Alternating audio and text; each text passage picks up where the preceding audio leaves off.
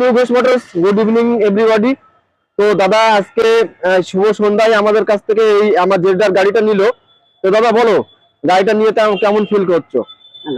গাড়িটা নিয়ে খুবই ভালো ফিল করেছি। আচ্ছা, 23 সালের গাড়ি ছিল, অরিজিনাল 8000 চলা গাড়ি ছিল। আচ্ছা, ঘোষ মোটরস মানে আলাদা উপলব্ধি, আলাদা শান্তির জায়গা। তোমার এই গাড়িটা তুমি তো ছোট ছোট লোনের মাধ্যমে নিলে, লোন করাতে গিয়ে তোমার একটু সিভিল বা কাগজপত্র জনিত একটু প্রবলেম ছিল, সেগুলো আমরা সব মেকআপ দিয়ে নিয়েছি তো। আচ্ছা, এই জন্যই সবাই ঘোষ মোটরসকে আলাদা শান্তির জায়গা বলে। তো পাবলিকের উদ্দেশ্যে কি বলতে চাও? বলতে চাই যে এখানে আমি খুব সুবিধা পেয়েছি। আমার যেগুলো কাগজে গন্ডগোল ছিল সেটা দাদারা ঠিক করে দিয়েছে।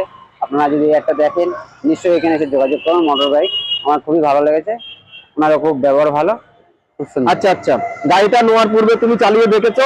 ইভেন গাড়ির সাথে যে পেট্রোল, হেলমেট দেওয়ার কথা ছিল সেগুলো সব পেয়েছো তো? হ্যাঁ, পেট্রোল, হেলমেট সবই পেয়েছি। গাড়িটা খুব সুন্দর, সবাই আসবে।